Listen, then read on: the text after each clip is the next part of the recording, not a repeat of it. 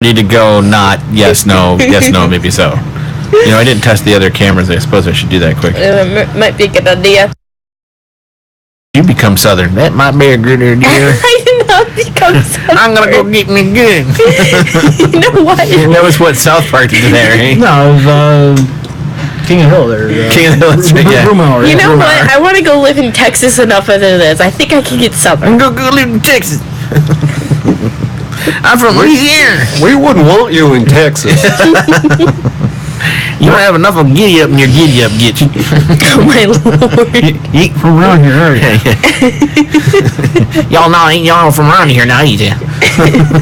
Sad part is I fit into the South. Can't believe we're starting our video with this. Sorry, video my response for that, you ain't from around here, are you? No, I'm from Dover. Well, that explains it. I always tell them I'm a Yankee, and they all go, "Oh, yep, there's a Yankee." I'm from Dover. Well, that explains it. Next time, what I should come up with is like, "I'm from Kessel," or something weird, and be like, "What?" I'm on the Enterprise. Well, hi, audience. We really forgot you're there for a minute. Yeah, it's been a little while since we recorded, but it's all cool. We're good. We're all good. Everything's fine. Everything's fine here. Nothing comes to here. All right, Ray. How are you? Yeah. How are you? What's your number? Okay. We're punchy tonight. Hey, GalaxyCast fans! We are back, and I am here with the full studio tonight. I have with me Eric, the artist. Good evening, everyone. I am here with Tara, the Inquisitor. Wonder Woman. And I am here with Gary the Stud. Cool beans. I'm Bob Chrisman, your host. I'm bringing it back, I tell you. Cool Beans is coming back. I've seen many people saying it since I put that up, so. If you haven't seen, Eric made a post on Facebook that he's bringing back the term cool beans. Yep. And we're yeah. The term cool beans died? Yeah, apparently in the mid-90s or so. Probably. Well, I mean, Aunt Terwin says it all the time, so I wouldn't know. Beans. So we're going to try to bring back a term, I think, every once in a while in this episode. So I like that. Cool beans. Cool beans. Maybe that's the title of our episode. So, we have several things we want to talk about with this show tonight as we talk with you guys. We're going to talk about the loss of John Williams. And no, he did not die before anybody. Yeah, I was just about to say, the way you're wording that. I did that on purpose. Sorry, Video Land. Video Land, I apologize. Yeah. I'm coming off a cold and I'm having some Jags once in a while. Okay. I did that on purpose because I want to grab people's attention, but also because we're going to talk about John Williams not being involved with a Star Wars project, which is going to happen in the near future. We're going to talk about Jon Favreau's new job. That's right, people. We're going to talk about his new job. And then we're going to talk about, did Disney reap what they sow? Is it possible they stole? And of course, we can't help but talk about it because we've now officially all seen it, The Black Panther. Okay, so let's talk about John Williams. He has decided that after Star Wars Episode 9, that's it. No more writing music for Star Wars films. Now, I'm assuming this is just Star Wars, right? I mean, I can't say him retiring at this point. I don't know. The way it's all worded is he talks about the 9 movies being like a complete arc for him, and he's good. Which basically this is his way of addressing that he's not going to be being involved with this new trilogy we've heard about, or the by Rian Johnson, the TV series going forward. He's going to finish with the movies. Right, and I think that's a strategic move on his part, number one. And number two, I don't see him retiring. I just don't. The guy's 86 years old, though. Think about that. He's 86, and he's still out there earning Grammys. I mean, yeah, I'm pretty sure you got a Grammy for Last Jedi, the recent one, I believe. I'd have to check. I'd have to look at it again, but I'm pretty sure he did. So think about that. 86 years old. I tell my kids in school all the time, because I list John Williams as one of my ultimate idols. They always see, things we talk about in my classroom. And he always asks me, why? I'm like, when I'm 86, I will be so happy if I'm not in a nursing home. I can't imagine winning Grammys and producing music and conducting and doing all this stuff that he's doing at 86 years old. That's phenomenal. But to me, it also proves that music is an eternal art. You know what I mean? It can go on and on and on because you don't have to be in perfect physical shape. If you can think and you can feel, music can come out of you, and that to me, that's so cool about this art form. So does it make me sad? Yeah, it does a little bit, to be honest with you. I'm worried about how does Star Wars move forward, but I also sit here and I say, it's going to be really hard for anybody to compose anything from this point forward, Star Wars-wise, without being heavily influenced by John Williams. I mean, I'll even go one step further. I think there's a lot of composers right now that really could say they wouldn't be where they are if they weren't heavily influenced by John Williams himself. Yeah.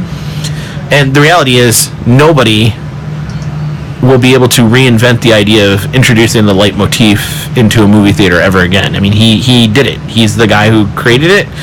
Every character's got a theme. Every theme has a point. Every point moves a storyline along, which helps in the music. And that's amazing to think that John Williams had a part in that. To me, that's just so cool.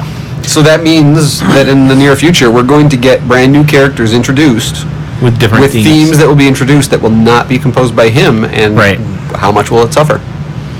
I don't know. We'll have to wait and see. I think it all depends on who they pick. You know? Yeah. The first character that comes out to the strum of a rock guitar, I'm out. I'm done. No, that's not. I don't think they'll do that. I think they're gonna. If I know Disney the way I know Disney, they're probably gonna pick somebody like Howard Shore. You know what I mean? Danny Elfman, maybe somebody that would be on deck that they could tap on. I think Elfman's a bit too he's stylized. A little too stylized for me, but... How about Hans Zimmer? Zimmer could be somebody they could tap on. He does that kind of epic... Yeah. I believe he did all the Pirates of the Caribbean movies, right? He did Superman, too, the new Superman, didn't he? That's right, he did, yeah. So I could see, there's a couple guys in the wings. I mean, nobody to me that, jumps out as, John Williams worthy, but then again... John Williams didn't jump out as John Williams worthy until he was forced into that situation. A part of me also says maybe it'd be good to have a young orchestral type orchestrator to come in and maybe breathe new life into it. You know what I mean? Oh, yeah. I'm not talking like you said, I don't want rock guitars and stuff, but why not have a young kid come in and reorchestrate some Star Wars music and maybe breathe some new life into old themes and just reintroduce them in a different way, Yeah. It would almost be kind of cool. I've always said it would be really cool to counterpoint Star Wars. I don't know if you guys know what counterpoint is, but it's where you take something and you play it forwards and then you play it backwards. So take the Star Wars theme and have it in there forwards and then play it backwards and then layer them on top of each other. So I always thought it would be kind of cool to do that and then you hear subliminal messages. Right, to see what that does to the music. I mean, it would be kind of interesting to see how that would work. And that's an old Bach technique that I don't think's ever been applied to movie music, which would be kind of an interesting thing. It would be. Maybe you could hire me. Disney, what do you think? I'd love to retire from teaching. Do some composition. So, will it be a sad day? I think it will be. But we do have episode 9 for him to go out on. We do have episode 9 for him to go out on. Let's just hope the storyline can hold up to the music that John Williams is going to put out there. I'm more concerned that JJ's directing. I have enjoyed John Williams' music. He is the reason I'm into Star Wars, quite honestly. It's the music of Star Wars that always drew me to the movies. So for John Williams to say I'm going to step away, it's going to hurt a little bit. I'll get over it, but it's going to hurt a little bit. Gary, any thoughts on that? Do you? No, no got none. Okay, next we're going to talk about the new announcement that just came out 2 days ago. This was a major announcement on StarWars.com that Jon Favreau, am I saying that correctly? Yes. I always forget. Favreau. Sorry, Jon Favreau. Jon Favreau is going to executive produce and write the live-action Star Wars TV show, which we still do not have a date for yet. So this should be exciting for a lot of people because he's the man who created the template for the Marvel Cinematic Universe. Right. I mean, he did Iron Man 1.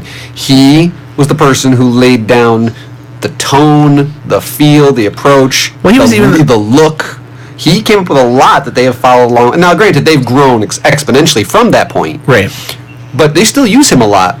I think he's been behind the scenes. Yes, he gets called in quite a bit as a person of interest, as they often call it. Consultations, mostly to see what do you think of this from this fan point of view. They usually consult him from the fan side of things, how do you feel about this stuff.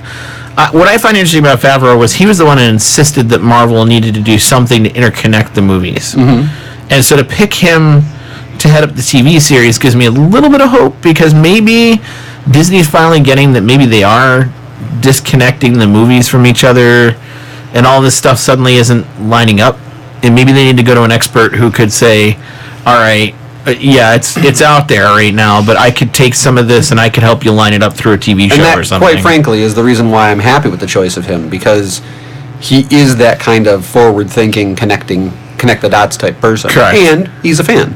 And I think he might be able to help us connect the stuff we don't know with the current films. Mm-hmm. Maybe. I really have hope that maybe that's part of the thought process behind the live-action series. I guess the big question is, when's it going to take place in the timeline of the Star Wars universe? Yeah. And that's... And one of the things that gets to me is, someone's going to just start writing this now?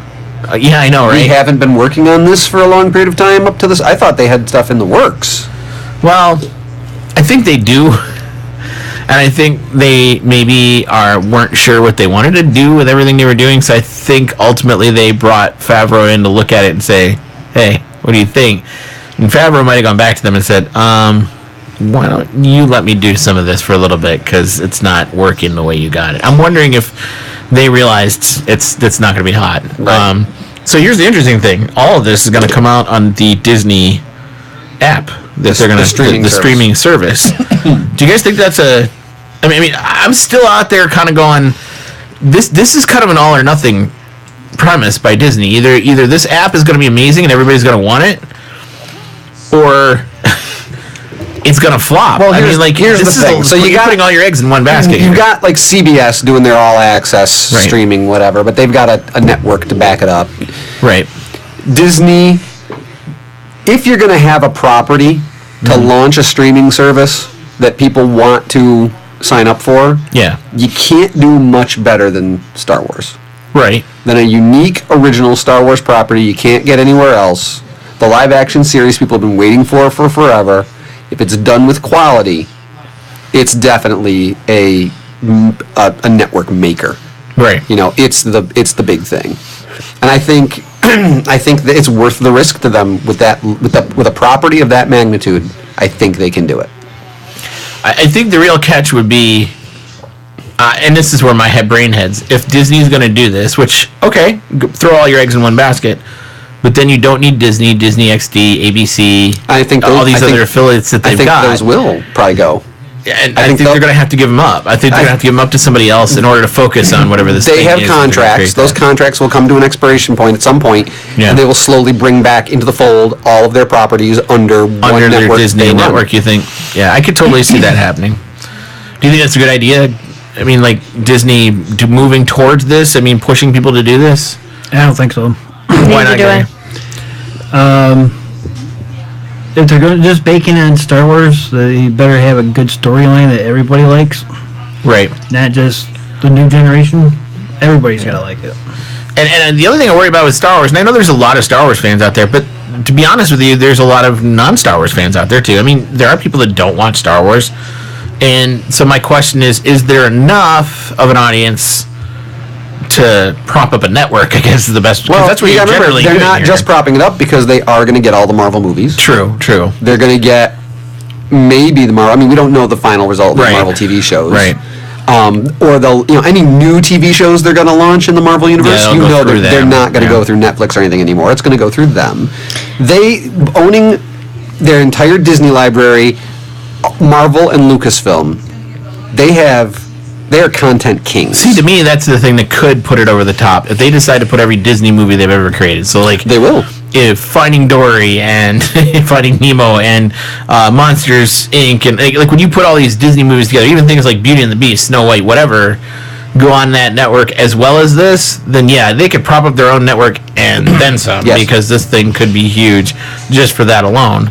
I just hoping that they're not trying to throw their eggs in one basket and hope that the Star Wars thing is the thing that propels it. I have a feeling there's quite a bit going on. I'm sure there's more than what they're telling us about what's going on. But going back to Favreau, he at least gives me some hope for the quality level. Absolutely.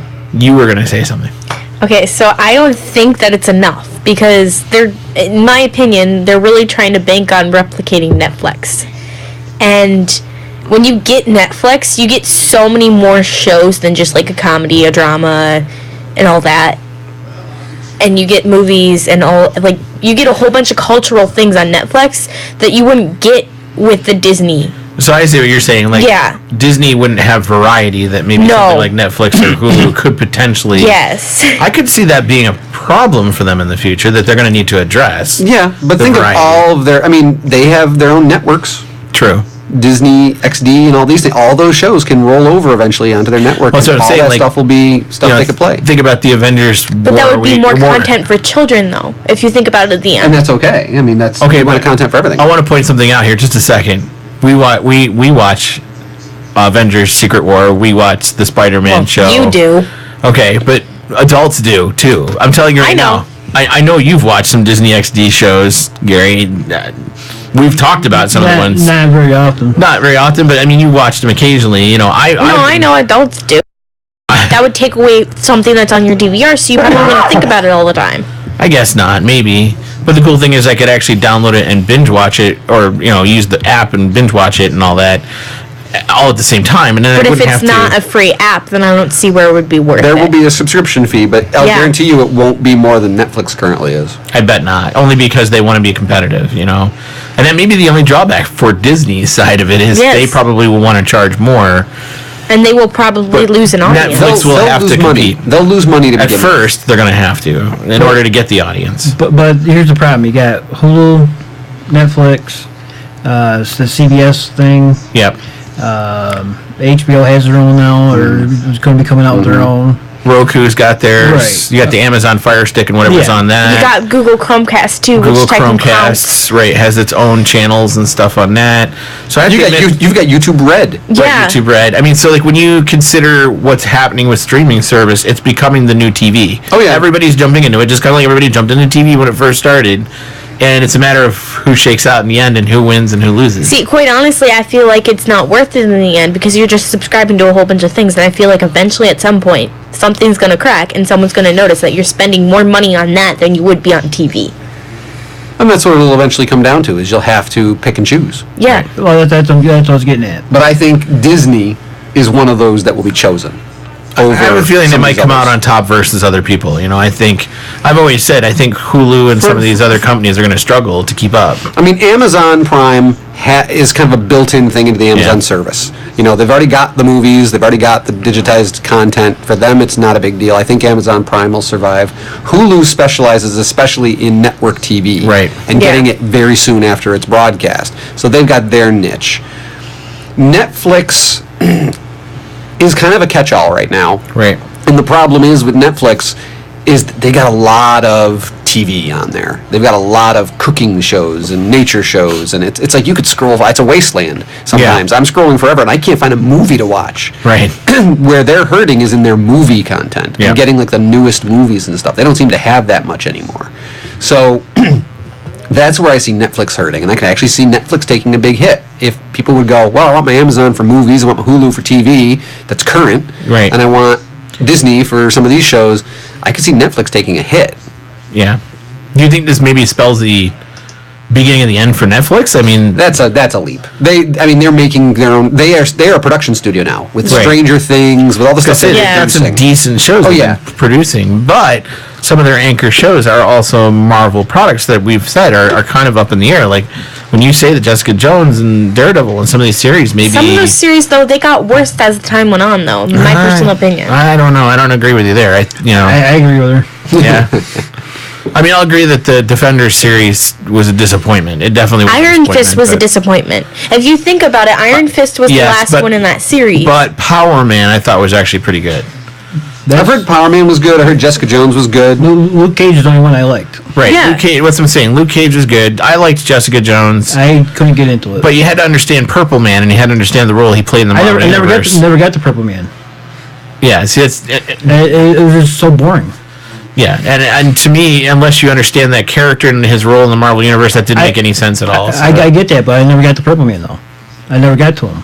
Oh, you didn't make it that far into the show? It was boring. See, once you got to that point, you had to hang on just a little longer, Gary. When you got to that point, then it started to pick up and pace. And I'm sorry, Bob. If a show don't get me going in the first couple episodes... Yep. It's like to me, Jessica Jones, the first 3 episodes, they could have done in an hour. They should have done in an hour. And then the last 5... they needed to spend a little more time building it out, and they didn't. So it's like they had this weird, like they didn't know what to do with their time. It's like a mismanagement of time on a TV show, which should never happen. But yeah. So that's our. So Jon Favreau. Jon Favreau. How do we get there? But it'll be interesting to see how this plays out. This will either be the greatest move Disney's ever made, or maybe the biggest flop. But I just can't see Favreau. I've never seen anything that Favreau did that I'm like, wow, man, that really was awful. I've never seen him. For some reason, he has a Midas touch on things. He's very good. He's pretty good with what he does. Okay, so our next topic. This one's kind of interesting because somebody has made a claim against Disney. It's the actual designer. Is it the actual designer? He came out on Facebook and said, hey, this is not familiar. Good. So a gentleman who basically did posters for Sony, and it's Sony Music, right? Yeah. And I think they were back in 2000. I was going to say, how old are they? 10, 11, somewhere. No, 15. 2015. So they're not that old. Now, here's the trick. They were made for a Sony Music France release. Okay. So the album covers were released in France. Oh, that's interesting. And they're like the legacy of funk and jazz and electronic funk and soul. It's basically album collections. There's song collections on it. Right. It's kind of like a we used to.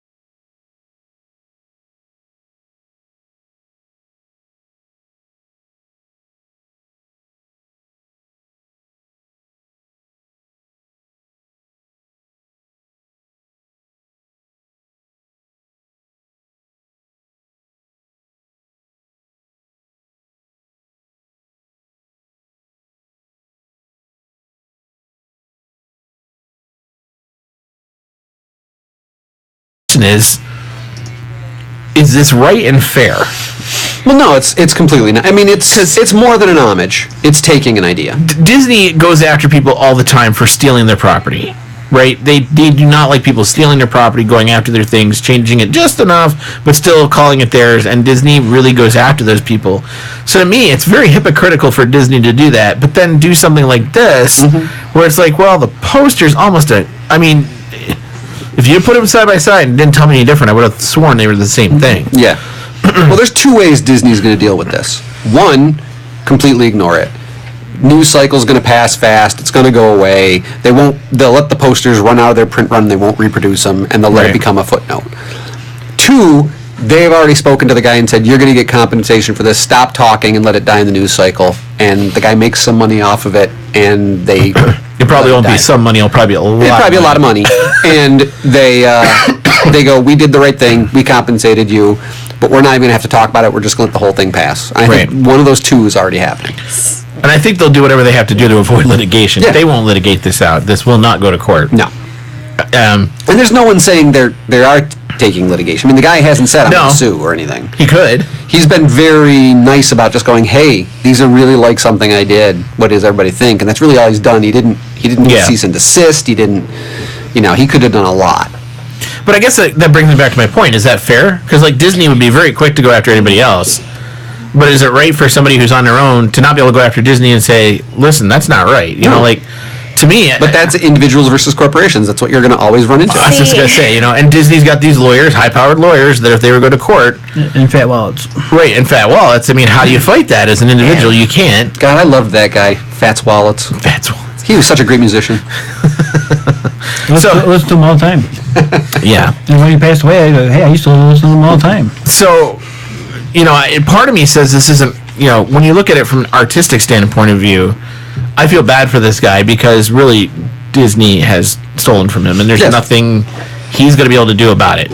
I just hope in the long run Disney does the right thing and compensates him. That's what I hope too. That's what I hope. See, if you look at this from a Hollywood point of view, this is everything that happens in Hollywood every day because everyone steals from everyone else in Hollywood, especially when it comes to the music industry. Yeah, it's true.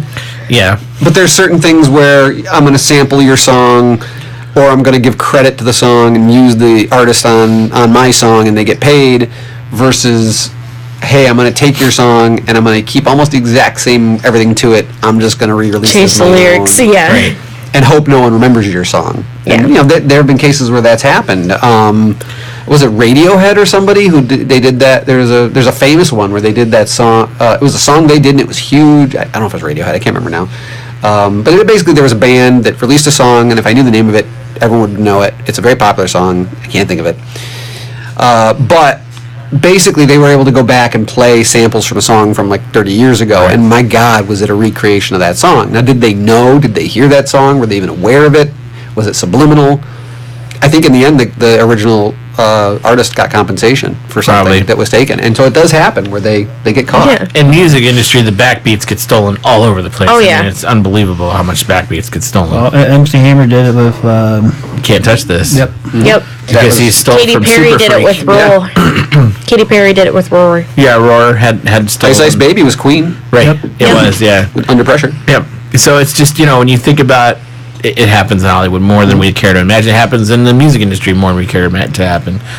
I always feel bad for the artist that gets decked out in these situations. Is it immoral? I'll tell you right now, if you ever see those things on Facebook where there's like a piece of art shown on a giant print, someone holding it, and it's a Star Wars art or something, never buy from those, because those people, all they're doing is they're finding imagery, they're stealing imagery online from artists, and they're doing digital prints on something cheaply, and they're selling them. Yep. So whenever you see any of those things where it's like, hey, look at this cool piece of Star Wars art, I'll guarantee you the original artist is getting absolutely no compensation as that's been stolen from them. Right. And that's the new thing with digital, like if you can scan it in, blow it up, and repaint part of it or make it look like you repainted it, then all of a sudden it makes you look like and it's wrong. I part of me says I can't believe I know there's laws out there. I can't believe it's not enforced more, this idea of reaping what artists do. Mm-hmm. Yeah. So, okay, finally, we need to talk about, what everybody's saying is the movie of the year, and that is Black Panther. Black Panther. So, Marvel's Black Panther came out, and Gary and I saw it together 3 weeks ago. About 3 weeks ago at this point with us recording. Excuse me, I was with you too. I was just about to say, Gary and I saw it with my family. Thank you. And Eric had a chance to go see it. I finally got to go see it on Sunday, so about a week ago. Haven't talked too much about it. Ironically, even Gary and I didn't say too much. We came out of the theater, said some things, and went our separate ways and didn't say too much about it. So, let's share our thoughts on Black Panther. I have a feeling we might... This will be an interesting discussion. So, Eric, what were your thoughts on Black Panther? We'll start with you, because you wanted to talk about it right away tonight. Well, I was curious, because let's put it this way. I said to my wife, okay, those two have posted nothing about it on social media. They haven't said anything after, and usually they have pictures of themselves in the theater going to see a movie, and I've seen nothing on this, so already I was like, oh boy, I don't think they liked it. So I went and I saw it. I had to go in. Now you got to realize I'm 3 weeks into the run, right. So I'm not only getting all the pre-release hype, where people haven't seen it but they're saying it might be good, to the 3 weeks post-release hype where everyone's coming out of it going, my God, this was fantastic, and it's raking in the dough and it's cranking up towards it passed 500 million. 500 million, something like that. I mean, I think it's already getting close to beating Wonder Woman domestic, and Wonder Woman was one of the bigger movies last year. And right now it's going for the 8th movie of all time. Yeah, it's like it jumped fast. So went and saw it. Had to tamper my expectations, which is always hard. And I actually really enjoyed it. Okay. I thought, coming off of Ragnarok, it was definitely a nice pullback to the more traditional Marvel movie approach. It didn't have the Ragnarok overdose of humor. Right. Which I still didn't mind that. I liked Ragnarok, don't get me wrong. Right. I thought it was a great expansion of the Black Panther world. Hold on a second. Dang it. Albert Wesker! Wesker's calling. I don't know how that happened. All right. Great expansion, Tyler. So I thought it was a great expansion of the Black Panther universe, especially from the end of Civil War, where all we really saw of Wakanda was just the statue and a little bit of a room. Mm-hmm. So it was neat to see the technology. I thought there were some inspired ideas with their use of technology and living off the vibranium and being hidden away from the world. I thought Chadwick Boseman's approach as Black Panther was as spot on as it was in Civil War. Yep. You know, I thought he was really good. It was one of the things I didn't like was the rushed story arc. The whole you're on top, you're defeated, redemption, which feels like that should happen over 2 movies. Right. But it happened in the second half of this movie, and I know that to me was the part I didn't enjoy. It was too rushed. I get it. I get why they did it, because a character has to fall and has to be at a low point to come back from it. That's the whole point of these story arcs. But I think if that was going to happen, it would have almost served better. They tried to tell a bit too much. It would have served itself better to have the fall right at the beginning of the movie, and he spends the movie maybe without the tech and without the stuff and battling back to prove himself so that by the end he overcomes, rather than he falls at the halfway point and overcomes by the end. So that was a bit too much of a roller coaster dip for me. But that being said, I thought the action was pretty darn good. The visuals were spectacular. And overall, I liked it. I liked Martin Freeman in it a lot, too. I didn't think he would have as big a role as he did. And I liked him, the way they carried him through the movie. It's interesting to see how they've tied his government character in and how he kind of got trapped in that whole world and stuff like that. I thought Claw, I'm trying to think of his name, Andy Serkis. Andy Serkis. He was great, actually, as Claw. I liked his approach to the character as being this kind of like, I don't care person, because he's lost everything, and he talks about being scarred and losing his arm and all that, and the way he laughs at the one guy, says, okay, you can go, you're free, and the guy runs off, and he shoots him in the back, you know, and he had this approach of being like not an evil bad guy, but just a bad dick guy. of a bad guy. Sorry, like an idiot, a mean jerk of a bad guy. You don't see too many jerk bad guys in movies now. They're all kind of like, I think the last one we've seen is like a Bond bad guy. You know what I mean? Almost has that feeling to it. And so I liked the approach of like, let's make him a jerk. He's just a real jerk, you know? And that was cool to me because it was a nice counterpoint to things. I thought the fight sequence in the club was really well done. I liked that a lot. I liked... I'm trying to the ending fight scene. I did think there was an interesting story going on there with the divisions within Wakanda and the fact that they didn't all see eye to eye with how to approach the outside world, and that so many of them were easily swayed by someone coming in and just kind of taking over. A bit too much for me. I feel like there would have been more loyalty, and I guess that was their commentary on being slave to a tradition versus slave to an ideal. Right. So there was some interesting stuff going on in there, but overall I liked it. I give it a thumbs up. Okay. I won't give it a 1 out of 10. I won't give it a 10 number yet, but I'll give you I'll give it a thumbs up. Okay. Tara, you're over here like going, so what were your thoughts on it? It did a really good job of displaying African culture. I will give it that. It did. I think all of us felt like we were the token white people in the theater. Going that opening weekend, we looked around and went, we definitely felt a little awkward. Which now I know how African Americans feel when they go to white films. This must be how it feels. Okay. But they did a really good job of displaying the African culture. I do disagree with them killing Claw off halfway through the movie. And I wonder if it is. That's what I'm saying. He's not dead. Nobody, no death. He's not Jerry pointed that out too. But I'm just mad that he wasn't there throughout the rest of the film. Because to me, he's more of a bad guy that wouldn't necessarily get killed. I wonder if Wakandan cult technology is going to turn him into the Claw we know. Well, that's Gary said. Later on, he's going to have stolen the technology and made himself into the robot that we know as being Claw. Yeah. I wonder. But that just made me mad that he wasn't throughout the rest of the movie because there was so much of a storyline they could have developed with Claw. But other than that, it's kind of the same points that you have, so I'll let you explain those. Okay. So I guess she wants me to go next. Yep. She just threw it at me. He can go, though. Catch. Catch, right? It's in your lap now, Bob. Okay, so I've been working in my head, like, there were some things that bothered me about the movie, and I couldn't, like, after seeing it at first, I was kind of like, what is it about this movie that's not clicking, you know? Like, and I didn't feel the same way everybody else felt when they walked out. Like, I wasn't like, wow, this was an amazing Marvel movie. I was more like that was an okay Marvel movie. Like, it wasn't bad. Like, I didn't walk out going, that was awful. I'll never go see it again, you know? But I was kind of like, there's something about it that didn't click, and I just couldn't, at first I could not put my thumb on what it was that didn't click for me. And then I started to realize, as I thought about the movie a little bit more, there were a couple things that kind of didn't click. The first one that didn't click, it didn't feel like a Marvel movie. Now, I know part of that was because Disney went out of their way to give the Wakandan culture and all of that its own breadth and its own feel and its own depth, which was good. And I'm not knocking them for that. Actually, I think they did a great job celebrating African culture, and I'm glad that a movie did that. I mean, there's not many movies that have done that. Matter of fact, the last one I can remember that maybe kind of sort of did it was Roots. So, I mean, like, if it's that far back that somebody celebrated the African culture in any way, shape, or form, and Roots is about slavery, so what does that tell you? I mean, like, so to have that was a big step in the right direction. Flip side of that, what were the Marvel tie-ins?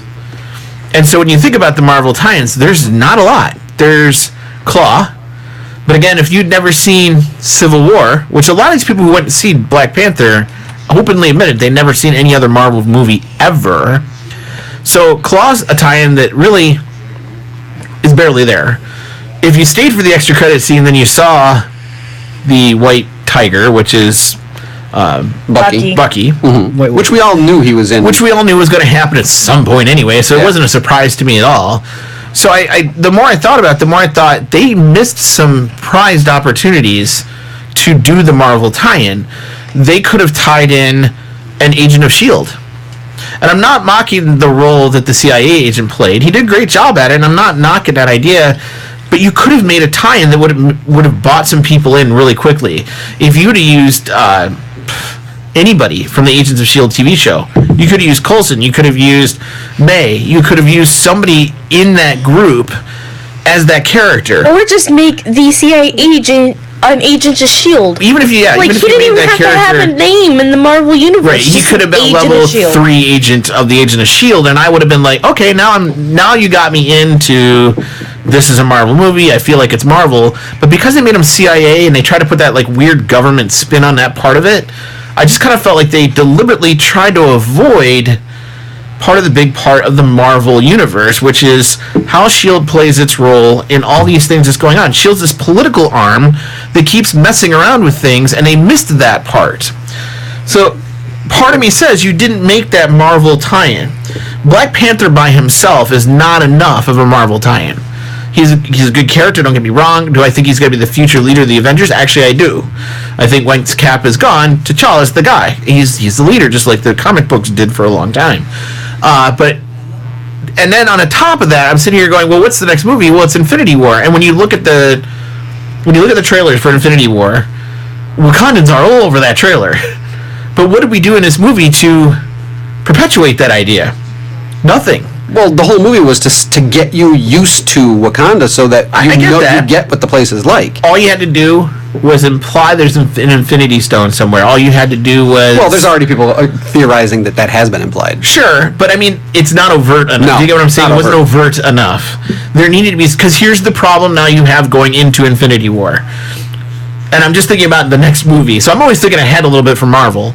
So now you have to take part of the next movie, even if it's a third of it, to explain why Wakanda is so heavily involved in what's going to happen with Thanos and the Infinity Stones, because we've done nothing to set that up. I don't think that's going to take a big explanation. I think that's going to be a quick... I think you'll be surprised at how well I think they incorporate that. That's part of it. So there's some Marvel tie-ins that bothered me a little bit. The second part of the movie that bothered me a little bit was I was confused about who, and I should know, who the bad guy really was. Mm-hmm. Because they killed Claw off halfway through the movie, I was kind of like, wait, that's not the bad guy? And then T'Challa's cousin, right? I forget what the official... Killmonger, okay? Yes. He comes along, and part of me says, oh, well, he's the bad guy. But then ultimately, he's not a bad guy. He's just a guy who really is trying to grab power because he doesn't know what else to do, because really he got a bad shake at it as a kid. So you partly feel bad for him, but he's not really a bad guy. So by the end of the movie, you're kind of like, oh, well, so there was no bad guy. The real bad guy died halfway through the movie, and so by the end of the movie, who was the antagonist? How did this all play out? So when I get that, I know that's what they wanted. But they lost me in that cause. I almost felt like it was Spider-Man all over again, where there was too many other characters they were trying to throw at me for me to really fully appreciate everything they were trying to do in that movie. It was almost too much all at once. And maybe it goes back to what you talked about, Eric, about the storytelling being rushed. Because I think, like Spider-Man, they were trying to throw all these characters at you. Like, here's this guy and Killmonger and Claw and this guy and here's, T'Challa's sister and all these other... And you're trying to keep track of it all. And I actually kind of got lost at one point. Like, wait a minute, who is that guy? What tribe is he with? What did he do? You almost get lost in that. And so, like I said, it's not an awful movie, but it was just like there's these little things that was kind of like bothering me. Like, I was trying to figure out why I didn't feel the same way everybody else did. Like, I didn't come out going, yeah, Wakanda forever. I didn't feel quite like that. I didn't feel like, it sucked, but I just wasn't in this same zone that everybody else was in. I don't know, maybe I didn't watch it in the right mood. I don't know. But it was just kind of weird for me not to come out of the theater not... Like, when people raved about Iron Man, and then I went and saw it, I raved about it, too. I was like, I loved Iron Man. It was great. I'm just not raving about it. I'm good with it. It's a good movie. It has its place in the Marvel lore. I just didn't feel like it made me want to, be like, yeah, that was amazing. And I wanted to. I so desperately wanted to. I just missed some things. I don't know. Gary, what were your thoughts? The first thing I had was I was confused with the timelines. Yeah. The way I understood it was he never got the power of the Black Panther until after his father died. Then how is he running after Bucky and Captain America after the explosion and all that? I didn't understand all that from Civil War. But yeah. Right, there's no proper explanation for that. Right. So I was confused on that whole deal with taking the juice or whatever it was from the tea or whatever it was. The plant, yeah. Yeah, that... yeah. Forrest Whitaker's character gave him. I didn't understand all that, where it all landed in the timeline for the other Marvel movies. And then somebody pointed out the lady who saved the one plant, right?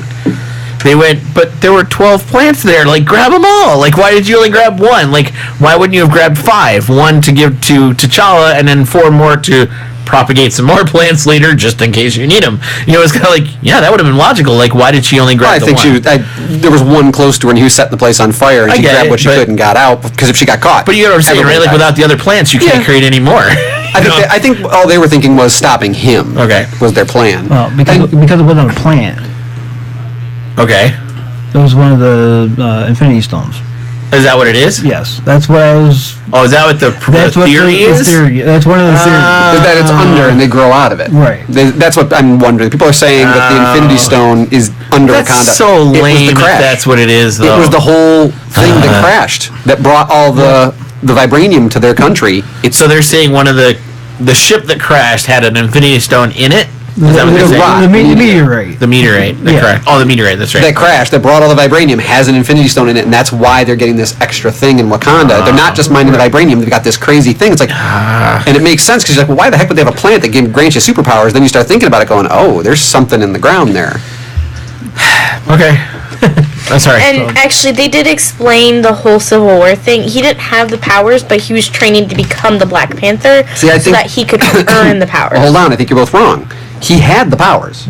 He had the full Black Panther during Civil War. He was running around as the Black Panther to replace his dad. His dad was too old. But he wasn't king. What they did was they gave him that drink in the water. That's it true. took the power away so he could fight someone else on fair ground to prove he's king. Yeah. Okay, but that's where I was confused on all Yeah, this. I can see where it would, but if it makes sense when you think now about that you explain it, it makes sense to me, but... He had the power. Right. Because he's been the replacement for his dad. There needs to be a Black Panther. His dad was too old, but he wasn't officially king yet because his dad was still alive. And I'm sorry about this, but when Forrest Whitaker got older, I can't understand a word he's saying.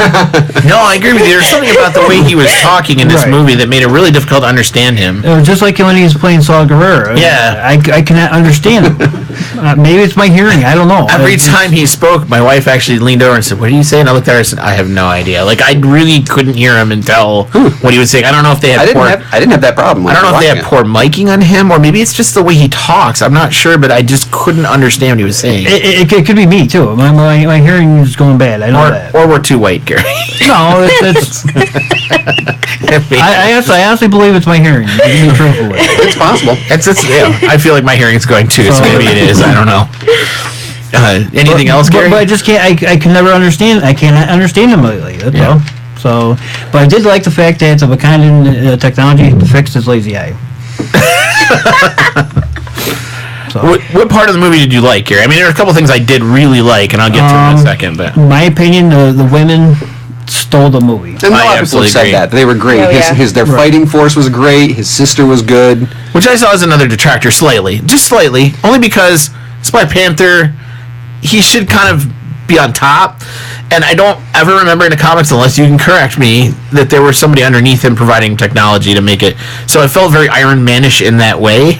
Yes. And I was like, but that's not Black Panther that I know. I do believe there was somebody giving him the technology and stuff. In the comic books? Yes. Okay, so maybe I just didn't read enough of the comics to know that.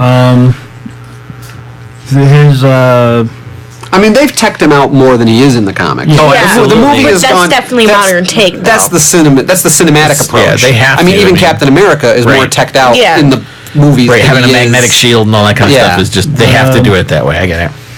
The Secret Service, whatever you want to call them. The CIA. No. The for T'Challa's. Yeah. Okay.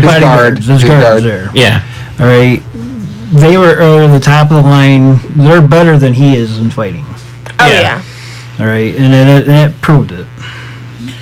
And everything, so... See, I partly see that, though, is because they've been training their whole life to be fighters, and they've probably been fighting longer than he has. So it's kind of like a young, arrogant learning thing, is how I saw that. True, but it's the Amazon warrior thing for them. That, too. That's what they were, basically. Yeah. I actually, this is really stupid, but I saw it as like lionesses and lions, right? Like, the lionesses hunt for the lions, and they're a little more ferocious than the actual lions are. So I stupid me goes, well, we're in Africa. That I get that. That makes, I don't know if that was the intent, but that's the feel I got out of it, And the battle rhinos. They were cool. I liked them.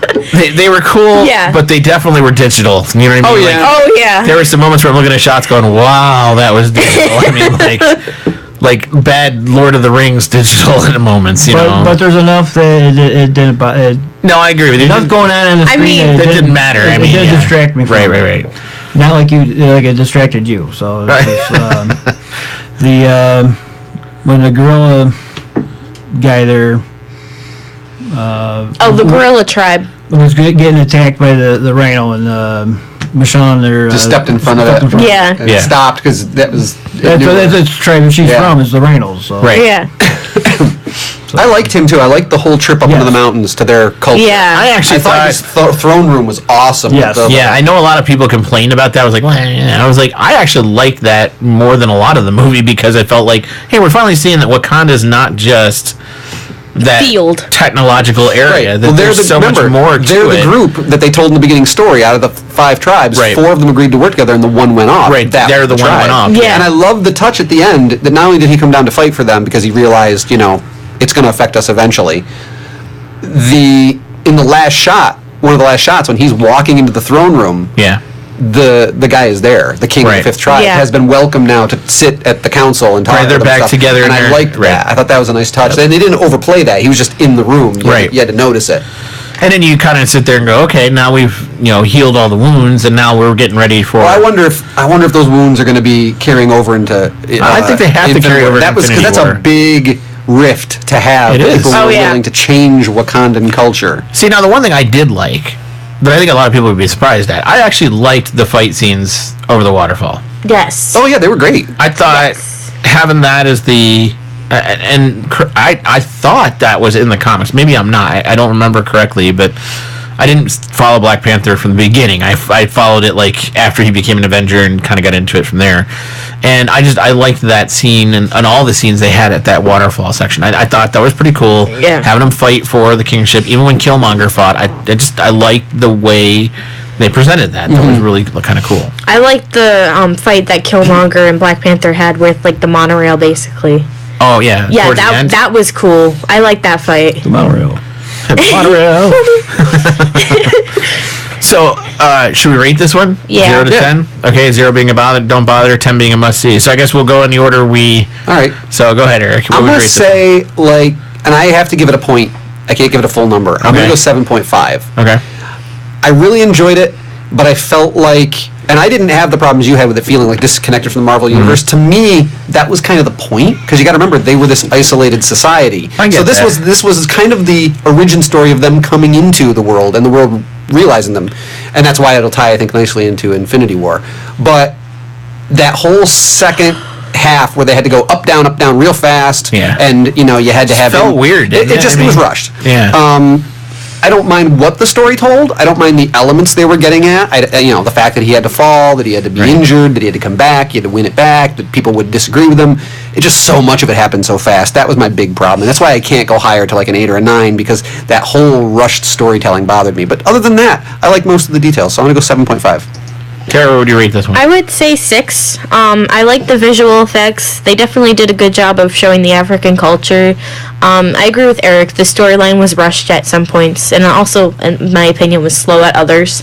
And I also don't like the fact that there wasn't a huge Marvel tie-in in the end. Okay. So. I was actually going to give it a 6 too. Like it's not an average movie. It's definitely above average, but again, I didn't get the wow factor a lot of people got out of the movie. I don't know if that's because there was so much hype around this movie. There was a lot of hype about this movie, and so part of me said, I think a lot of people wow factored it because of the hype. Maybe overhyped it slightly. It's kind of like when The Phantom Menace came out, and I'm saying this as somebody who liked The Phantom Menace. It was overhyped when it hit. You can't get more overhyped. I mean, so I think we may look down the road and look back on Black Panther and go, well, maybe it wasn't as, niche as we thought it was at that time.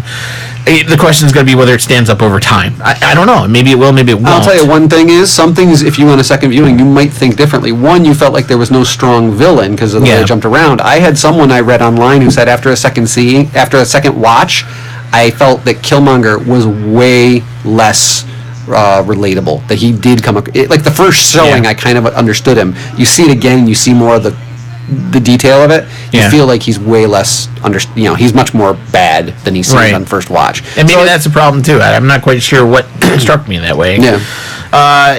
The other reason I give it a 6, other than the Marvel tie-ins that I already talked about, yes, the visuals were great. Everything was awesome in that regard. I wanted to see the stupid Panther more. Yeah. We saw it once, and it was the overlying shot. And then if you remember, we never really went back to the Panther. I mean, to me, that's Wakanda. That's the Panther in the... Where was it? Like, it was there in, like, 2 shots. And it'd have been cool if in some of the city shots, or even when they were out in the farm, have it in the background. Yeah. I mean, just something, throw it in there, so I could feel like, hey, there's the Wakanda Panther. I know that sounds really dumb to people, but, like, when you read the comics, every time they talk about Wakanda, the Panther shows up first in that... I mean, there would always be one cell with the Panther in it. Shot, That's the opening shot, and then you go into the comic book and we're in Wakanda. Like you didn't need to be told, you just knew. I missed that little visual a little bit. The other part of it too that I'm back with Gary. The timeline, they did a lot of flipping in and out, and so that caused some confusion for me. Like when Dad died in the explosion, then we flipped to Killmonger, so they were doing all this weird stuff. We're jumping it around. I don't feel like they put enough of the little things on the bottom to say in 1947 and now in President and Civil War during Captain America Civil War or something like that. So I knew what you were referencing, and maybe on a second viewing I would get that, but it shouldn't have to be on a second or third or fourth viewing for me to go, oh, now I know where you're at. For somebody, again, when you look at somebody like my wife who's never seen many of these movies at all, that got very confusing very quickly. There were even times where she leaned over to me and I'm like, I'm not quite sure where we are. Hang tight, maybe I'll figure it out. Like, I should know. I should feel like I know. So that's why a 6. Gary, what do you think? Okay, everybody said done, right? Yeah. I agree with Eric. Wow. They're the same. Tara and I are in the low end. Wow, I feel this big right now. I don't. I'm used to it. Even though I was confused. I'm welcoming myself to the bottom. Even though I was confused with the timeline and everything, and when he got his powers and when he didn't get his powers and all that, I still like the movie. At first, I did share your concerns about it not feeling like a Marvel movie. Yeah. But the more I got thinking of it and stuff, it fit right in with it. Okay. So, 7.5. Okay, so those are our thoughts on all sorts of topics. So we're talking about our thoughts on John Williams, our thoughts on Jon Favreau, our thoughts on Disney, and did they steal from somebody with their posters? Whose name was probably John. And the Black Panther. So we give you lots to think about. Just called Jon Panther, because apparently this is all John stories today. So we'd love to hear what you have to think about all those, say about all those things. So head over to our email, galaxycast@gmail.com. Email us. You can head to our website at galaxycast.com. You could check us out on Facebook. You can check us out on Twitter or YouTube on our YouTube channel. Let us know what you think. And I know this was a long intro, but we really wanted to talk about these things. I know these are things you'd probably be curious about our viewpoints on. So with all that, we're going to be back after the break to talk about the next episode of Star Wars Rebels. I know the season finale has already aired, and I am trying to stay spoiler-free as best I can, but I'm afraid my life is about to explode in the next weekend or so I might have to just go watch the end of Rebels anyway. But we're going to watch our next episode and talk about our next episode just after the break. So we'll see you in just a little bit, folks. I say see you like they can hear it and see us. Like, we're going to see you. I'm surprised I've coughed as little as I have so far. Meanwhile, our video audience is like, of course we're going to see you. Okay, we'll be back in just a little bit, folks. Oh, so cold. Okay, we just came back, folks, so I'm just going to kind of close out of some stuff quick here. Let's pull up our typical information. Oh, yeah, that helps. Thanks. Yeah. Yawning into the actual microphone is helping. I'm cold, okay? Cut me a break. What does that have to do with you yawning? I don't know, but I'm cold. Okay. All right, we ready, guys? Cold. Ready as I'll ever be, I guess. Yep. Born to walk this way. Cold. Okay. You ready, Eric? I'm ready. Hold up a minute. Everybody taking our drink quick? Coca-Cola. Not sponsored.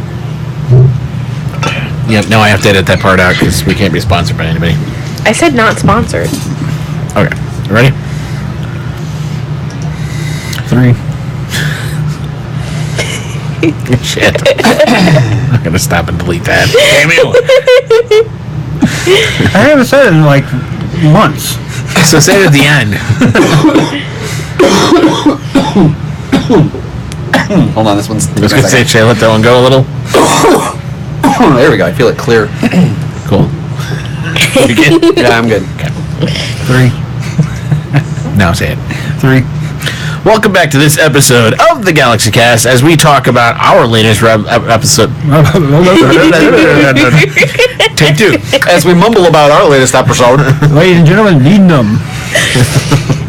Welcome back to this episode of the GalaxyCast, as I'm going to make a complete fool of myself, and we are going to talk about Rebel Assault from the Star Wars Rebels series. So this was the mid-season finale, correct? I believe was the proper term for this particular episode. And yes, we're that far behind. This is like from all the way back in November, but that's okay because we've been slowly catching up with everything that's going on. So, general consensus here, they are trying to keep the rebels from getting to the factory, right? I mean, that's pretty much the premise of the entire episode. Yes. The rebels are invading, they're attacking, they're trying to fly through the blockade and destroy the factory. First off, nothing new. They're trying to fly through a blockade. I mean, like, part of me said, like, isn't this a fool's errand? And here's the part that blows my mind. There was not a single rebel cruiser in this entire episode. Am I wrong? Like, did I miss something? The rebel cruisers don't exist anymore. They didn't get enough funding from the government, so they can't fly them anymore. Yeah, it's Trump's fault. Yeah. But am I wrong? Like, there were no cruisers, right? No, they just came in. The ships just came out of hyperspace, and they were just there. Yep. So you got a bunch of X-wings against about 5 that I could count, 6 Star Destroyers. Mm-hmm. They win. Why didn't the Star Destroyers just open fire? I mean, like, who knows? Wouldn't that have just completely ended the episode before we even started? Like, that's the part I'm like, how does that happen? I have to accept now that the physics and the way that things work in the Rebels universe don't match up with the movies or reality. Yeah. They just don't. You can't ever apply it. We've been saying this over and over again. You can't apply typical battle logistics to anything that happens in this show because it just doesn't flow. Because remember, in A New Hope, they thought, well, they don't care about the X-Wing attacking the Death Star because they didn't see the one-man fighter as a potential threat, right, to the Death Star. Yet here I am looking at a one-man fighter, a whole squadron of them facing 5 Star Destroyers, yet they don't, they see them as a threat. Like, how the two things don't equate, you know what I mean? Like, this doesn't make any logical sense at all. Grand Admiral Thrawn has his master plan, and we don't know anything about it, and that's why. I didn't catch the Grand Admiral Thrawn thinking that they were a threat. I guess, yes, he was calm the whole time. I'm just saying the fact that they're just taking on a Star Destroyer, you know what I mean? Like, yeah. I don't know. Without a cruiser, without something there to back them up, this was a fool's errand before they even started. As far as I'm concerned, this was really insane. From a tactical standpoint. How many TIE fighters alone should have come out of those Star Destroyers? Hundreds or thousands. And and we didn't see that because obviously it's expensive to animate that much, and they have to they pare and simplify everything down. They really do in this show. The counter argument to that is they did have them eventually. They held them back till after the fighters got past the cruisers. Why let them pass the cruisers? I know, that's part of me that said, why not just destroy them to begin with? And not only that, but now you risked your one and only prototype of a TIE Defender, which was a really dumb mistake on your part. Which tactically, the TIE Defender prototype got destroyed anyways. But that's what I'm saying. Like, you risked it. You didn't need to risk it. Yeah. But it was the pilot's error in that one. I'll agree with you. Because Admiral Thrawn told him to get it. But if you threw 1,000 TIE fighters at them, you wouldn't have to risk the one TIE Defender. They wouldn't have made it through. You know what I mean? Like, you wouldn't have needed to try to have to defend. I don't know. They're trying to show how powerful that little TIE Defender was. Which apparently wasn't. And also, as we always say, right? Exactly. You've got an entire planet. Do you need to fly in at the point where these Star Destroyers are sitting? Yeah. Can you come in from another angle? Around the other side? Yeah. We'll come in at the southern pole, fly low, go. It's like there's no logistics and tactics in the Rebels universe. It's always face to face in a wide open area. Confront. Everyone misses their shots except the people who need to hit them, and then the heroes move on. And it's a 2-dimensional battle in a 3-dimensional world. Yes, very much so. They went to MapQuest and to see how to get to that planet, and that's the direction. That's the only point of entry. Right. Yeah. Well, if they went to Google Maps, they could have gone in several different directions. Right. Now, on the flip side of this, there were some cool shots in this episode. I liked the shot where Ezra and Kanan and who's the other one that was on the ground with them? Zeb were looking back over the city, and all the X-wings are falling out of the sky. It was a poignant moment. I thought it was a really cool shot. It was a nice visual. Yeah, and that was like you said. It was in the teaser, the season teaser. But now it seemed to be like it made sense to me now why it was so important. So you see the value in that shot. Meanwhile, the shot where Hera basically did a 180 in the air and then shot the air brakes prototype. Oh yeah. In order to get the Top Gun maneuver. Yeah, it was kind of a cool Top Gun maneuver. I actually liked the fact that the one ship crashed into the Star Destroyer. Yeah. What I didn't like was that the Star Destroyer's bridge fell like there's gravity. Right, I know. And I'm just it would have smashed through and the pieces should have broke off from each other and kind of just floated, but no, it tipped and fell like a building falling over. Well, you see, that's the same gravity that caused the bombs to fall in Star Wars. Apparently, if you read the book, they're magnetic bombs. Are they really? They say they're magnetic bombs, but I'm not buying it. I don't. And Origin of Snoke's in it. In what? In the book. In what? In the book. What's in the book? The Origin of Snoke. The origin? Oh, the origin of Snoke is in the book. Really? So they wouldn't want to explain it in the movie then? Apparently not. That's too much too work. logical. That's too much work. Don't get back to Last Jedi. We'll be there forever. Stay on target. You're the one started it. Hey, we're tired. We get off target very We're trying easily. to fly at the factory. Let's keep going for the factory. Ugh. Which we destroyed the ship anyway. So part of me said, you destroyed the prototype. Do you really need to go out to the factory at this point? No. Are they making more? Yeah. I don't know. That's a good question. Are they? They have will to they be because halt production? they're used later on in the Star Wars universe, so they had to be producing them somewhere. Yeah. So I did like Thrawn's whole demeanor and everything. I thought Thrawn was actually very well played in this entire episode. As far as his demeanor, as far as his tactics, as far as him being calm while everybody else is like, oh my gosh, all this stuff's going on, and he's just like, yeah, I knew that would happen. He's an interesting take. I gotta admit that after having watched him now for 2 seasons, he was introduced last season. Yeah. He's not how I pictured him in my head talking. Yeah, I agree with you. He's a bit too pronounced there, Captain. The way he has that slight British affection to his voice, and it's not only that, but it's the tone of his voice being as calm as it is. I thought there'd be more of a steely, icy approach to him. Too. And he comes across more flippant to me, and it just doesn't quite fit. He's fine. He's good in the show. Don't get me wrong. He's one of the better characters, but he just doesn't quite. I always saw him as being a little more arrogant than they're portraying him. Like, you know what I mean? Like his nose almost needs to be a little farther in the air, in order for him to come across the way he needs to, And but the whole thing is break off your attack to his pilot there, and no, I almost got him. Oh well. Yeah. Sorry. Lost. Yeah. And just the fact that he's just like, oh well, and he just kind of plays it off. And I thought it was interesting too that, like, even as Hera was flying at the bridge, he didn't flinch. He didn't, you know what I mean? Like, think about Return of the Jedi when the ship was flying at the bridge. Yeah. You all of a sudden saw the 3 commanders standing by the front of the bridge go, whoa, and they start running the other way, right? Yeah. Thrawn's standing right there, and she's coming right at the bridge. He doesn't flinch. He doesn't. Yep. So just again, it showed, I think, just where he's at mentally. He's playing a mental game here, and he's gonna win against Hera. However, he's got to win. What did you guys think of the crew on the ground? The idea that they're blowing up the 4 towers the only 4 towers that exist out in the middle of a field with no guards and no surrounding wall, nothing. No fence, towers. No, like I said, this is the Rebels universe where everything exists in wide open spaces with very little detail around it and no structure, and it's just there because it's a plot point. Right. It's 4 Washington monuments and 2 Bunker Hills. Yeah, pretty much. Yeah. But what got me was the way they just went straight down. Yeah. Yeah. Yeah, now if I was a 9/11 conspiracy theorist, there were bombs on the inside of that. Oh, yeah. That was an inside job. Thrawn took those down. But the thing is, one explosion and it goes straight down. Wouldn't it just stand back up? Yeah. Because there wasn't several explosions going up. No, it was just one explosion. Yeah, you would think it would just kind of like follow it. Yeah. You're animating this. Have some fun with it.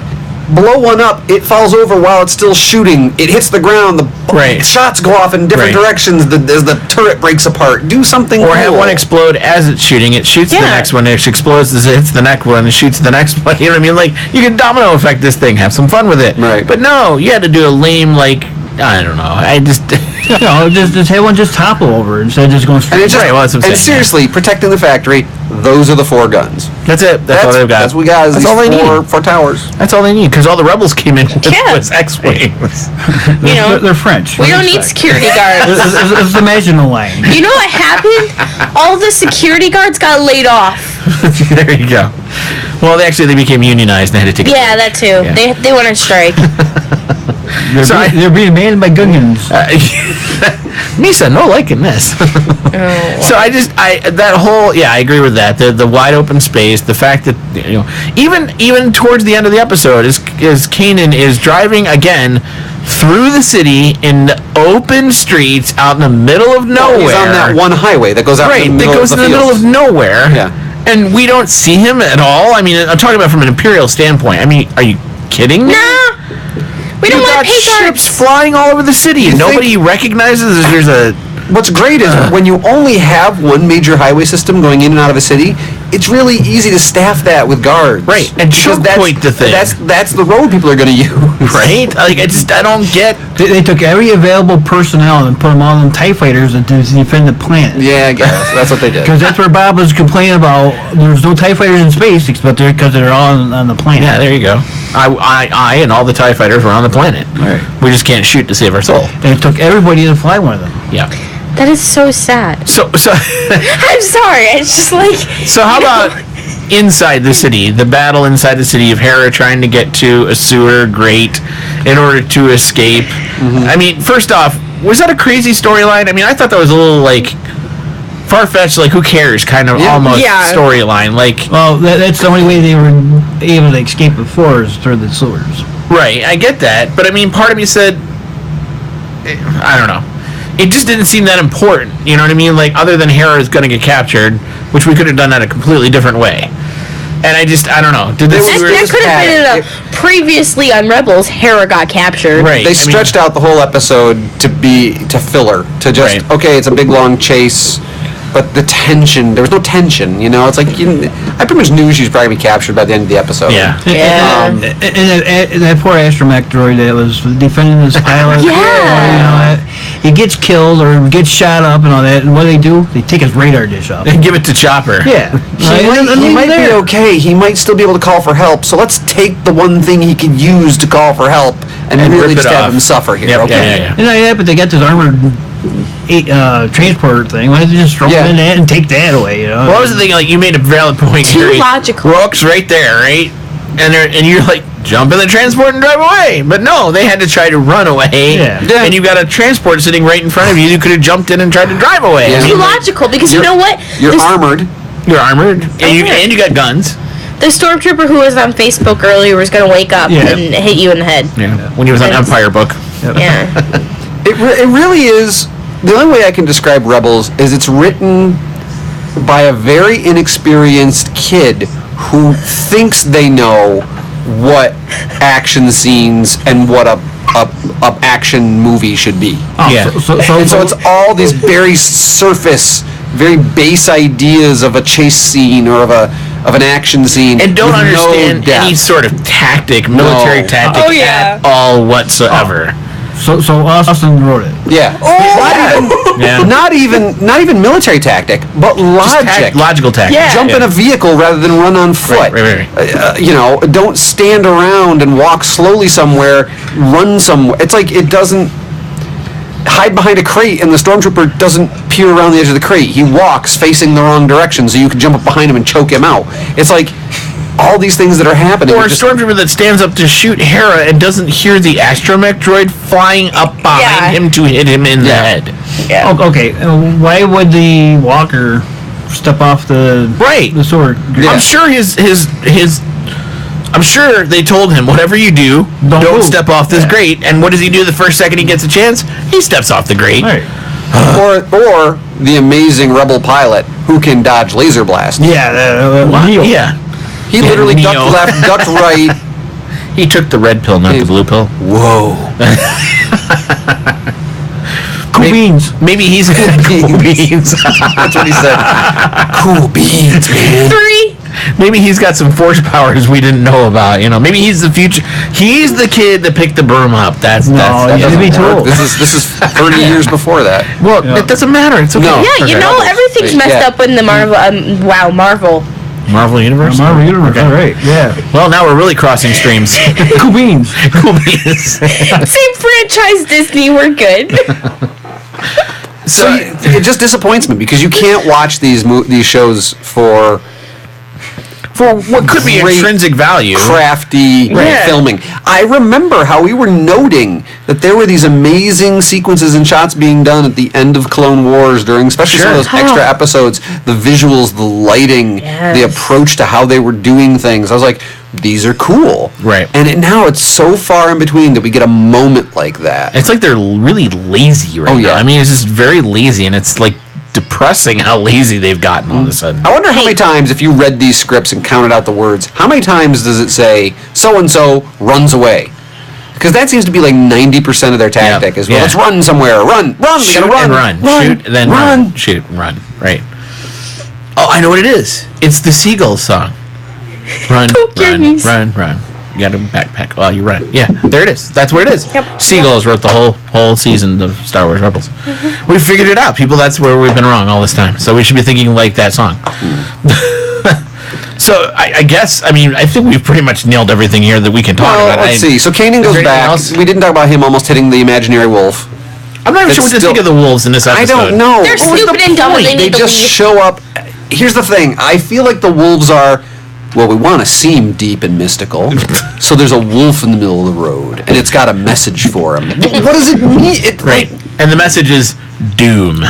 Okay, we know that's his name. Like, let it go. Like, and then didn't he at one point says, I get it, or something like that? He's like, I know what I have to do. Right. Oh, you do? Great, tell us. Right. Because we're wondering about these wolves for an entire season, so it's like they want to stretch it out and stretch it out and stretch it out. Part of me says it's a mid-season finale, so they had to create some sort of, like, cliffhanger, and I think that's, like, the cliffhanger they were trying to create. The thing is, I didn't buy it. Like, I don't buy that cliffhanger. Like, I'm not going, ooh, I gotta find out what the wolf meant. Mm-hmm. And when we end the episode, I wanted to, like, stick my finger up there and go, let me pick the wolf's nose. Here's like, I didn't care about the wolf. Here's like, the other seriously, problem. I didn't...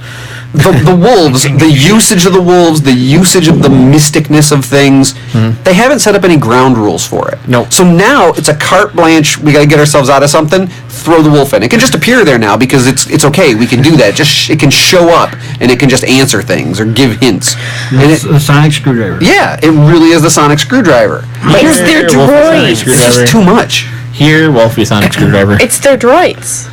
No, it's not even droids. The Clone Wars had the droids, and whenever they needed an episode, they just threw the droids in there. The wolves are the droids. No.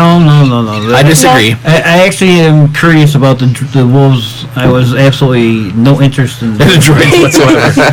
Hey, they were funny at some point. Matter of fact, Gary's hoping we see that stupid droid out in space at some point in time. just in just passing by.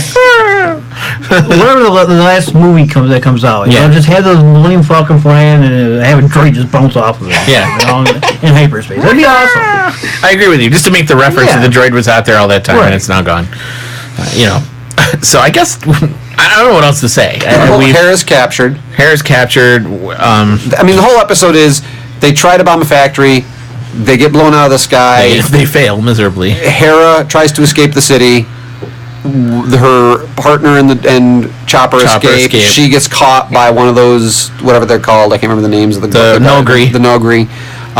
And Kanan has a run-in with the mystical wolf. Right. There's the entire episode. That's the entire episode. And it's sad that we can sum that up in about one sentence. And again, they leave a heroic character to die.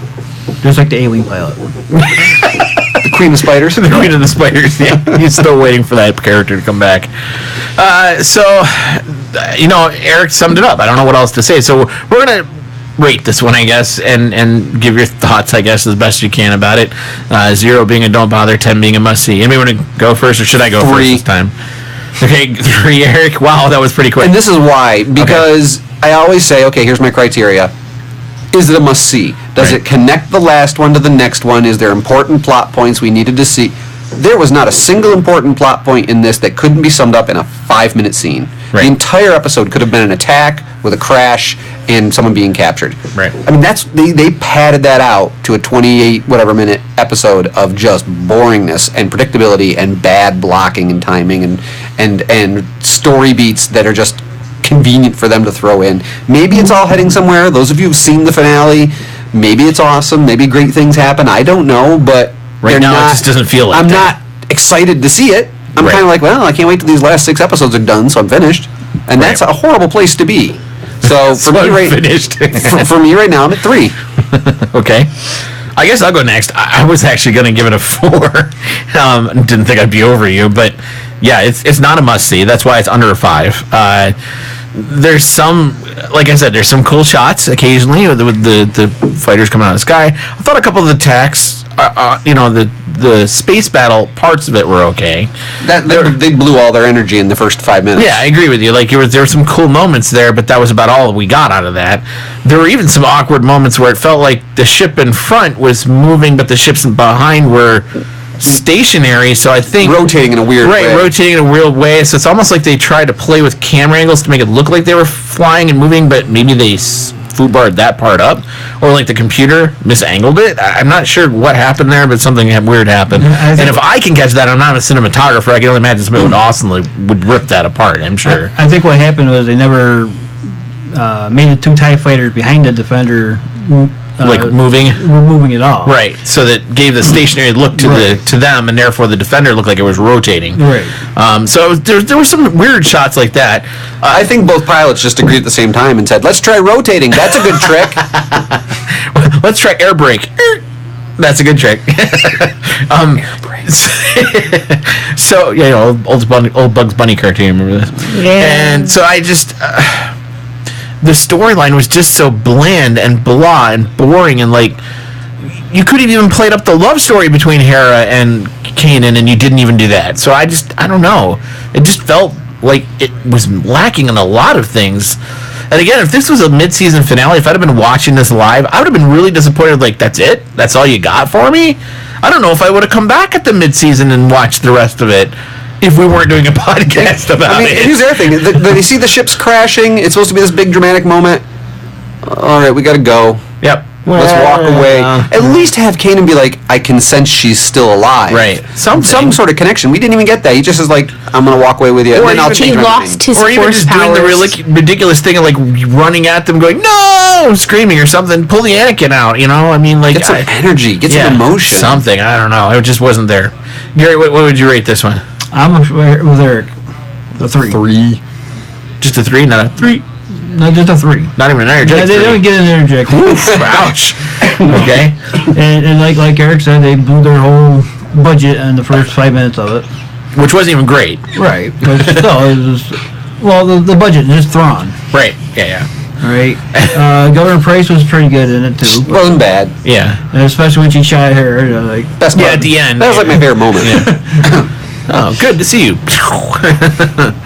Stunning Hera. All right. And they lost a lot of points because they left the heroic droid. It left behind. That droid was so trying to save its pilot. That was awesome. Tara, what would you rate this one? 1. Whoa. Okay. What was the worst parts? Everything. Wow. Was there any good part of this? Like, was anything... Someone kind of half died, but not really. The droid, are you talking about? No, I'm not talking about the droid. The droid I feel for. The droid I feel for. I'm talking about Hera. Oh. I wanted Hera to just get shot in the face. She didn't. She did. She got stunned. Stunned is not the same thing as shot. So all of your review ratings are based upon did anyone that is considered a major character that everyone likes get killed or hurt? No. Well, I think she's about to be happy in a while. Yep. I know that for a fact, and I'm just... Oh, yeah, you already told me. I'm so excited to see that episode. So, anyway, I don't want to give anything away for those who haven't seen it or haven't seen the spoilers on Facebook yet. So, wow, I don't know what to say with the rest of this episode other than we'd love to hear what you have to say about this particular episode of Star Wars Rebels. Head on over to GalaxyCast.com. Email us at galaxycast@gmail.com. Find us on Facebook. Find us on Twitter. Find us on YouTube. Let us know what you thought. Did you feel differently than we did? I mean, I'd love to hear. Are there really people out there that think these things are amazing? Like, this episode was amazing. Because I just didn't feel it. And if it is, somebody's got to convince me of that. I keep hearing all these people raving about Star Wars Rebels online right now. And I don't know if that's because the season just ended and everybody wants it to come back. But I'm kind of like, really? What were you raving about? Because there's nothing so far that I'm like sitting here going, this was awesome. And I can't believe I'm saying that because I wanted so bad to love Rebels from beginning to end. And it just lost it. And you know what's really amazing? Because of the way we're ending here with this show as we're moving into these final 6 episodes, it's making Clone Wars look better. Mm-hmm. Clone Wars was better. Well, Clone Wars had its moments. We've talked about that. There were great episodes and really terrible ones.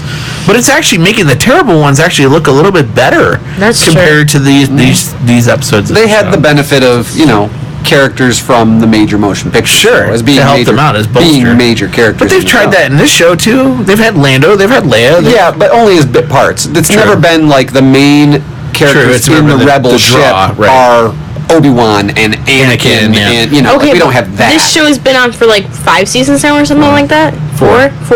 I have no emotional connection to any of these characters. Which is going to be interesting. I think the most emotional connected character I have is Chopper. Which is going to be interesting as we move into the last 6 episodes.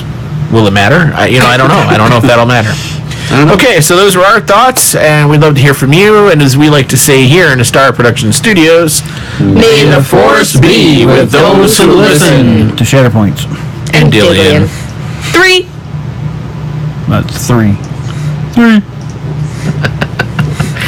Okay, let me say that real quick. Okay, folks in Video World, we're going to let Eric cough us out. You folks stay healthy and have a good night.